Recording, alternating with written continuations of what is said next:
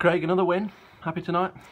Yeah, obviously it's always nice to win games of football in this league. I think you see with results that you can't take anything for granted, so to win another game you've got to be happy with that. Nuneaton have had a good defensive record and they were hard to break down once again. Yeah, they were first half. I don't think we did enough to break them down, to be honest with you. But then second half, we really sort of upped it a little bit, especially Nicky Walker up front, who I thought did really well. Started to run in behind and cause problems, and deservedly got that second goal. 0-0 it looked like it was going to be at half time, but then Nathan popped up in the nick of time. And how much of a change did that have on your half time team talk?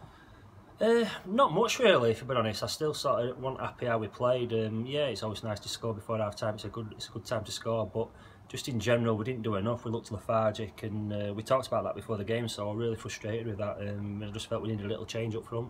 He was involved in your second one as well. Nicky Walker did very well, and stuck away by John Owafula, who's continuing to impress.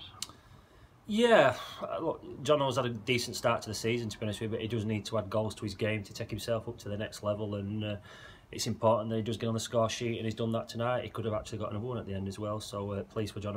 It would have been quite an outrageous second had he got it in.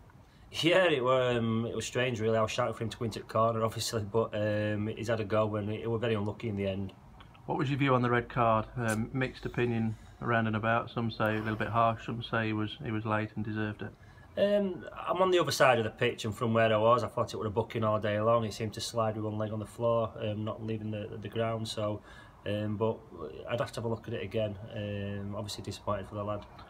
Not that it should have any bearing in the referee's decision, but he's the nicest, quietest lad you'd ever meet. It's not in his character, is it, to do something like that? No, it's not. And like I said, he's not that type of player. So for him to be sent off like that is disappointing, really. And like I said, I'd have to see it again because from where I was, I think it looked very harsh on him. Unless there's any real grounds for an appeal, that'll be a 3-game ban. So that's a bit harsh on him because he's done very well since he stepped up. He's been fantastic. Really sort of taken to this league really well. So I'm disappointed for the lad. He's going to miss sort of 3 matches, but it gives somebody else a chance to come in, and this is the nature of a season, really. This is what it's about, players sort of coming in and taking the shirt. They got a goal from that side pretty much straight away, and then you were hanging on a little bit without having many clear-cut chances to defend, but when it's back to 2-1 and they're throwing bodies forward, it can always swing. Yeah, they scored when we were just trying to sort of regroup and organise things, really. We didn't have time to get a sub on and sort of put things into place, which were disappointing. Maybe I should have acted quicker myself, actually, but they scored in at the wrong time, and it sort of puts you on the back foot. But in the end, I don't really remember them creating another chance, really, of note. And is that pleasing? Because I know Leamington beat you 2-0. George didn't have a save against Guiseley.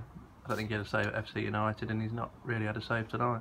No, look, we've defended really well as a team, and in particular the back four and George have done really well. They've gave us a good platform in games, and like I said, at first half, that's why I was disappointed, because I thought the back four were actually doing what they needed to do, but they weren't getting let down by the sort of lads up front. Options up front, you had 2 recognised strikers again sat there, but Nicky Walker got the nod and he's doing the business off the bench for you. Yeah, I just think Nicky's unpredictable, really, and sort of just coming on a game like that, I know he's got the skill and sort of the speed to sort of cause teams problem, and he's fantastic when he's like that, is Nicky, and I'm really pleased for him sort of coming back here and putting on a performance like that. Altrincham next, beaten at home by FC United tonight. Again, just underlines that nothing's predictable. No, exactly. Look, you can't get complacent in this league. It's very difficult. Altrincham will be a good team, play in a certain way that's hard to play against. So we need to sort of train Thursday and prepare for that game.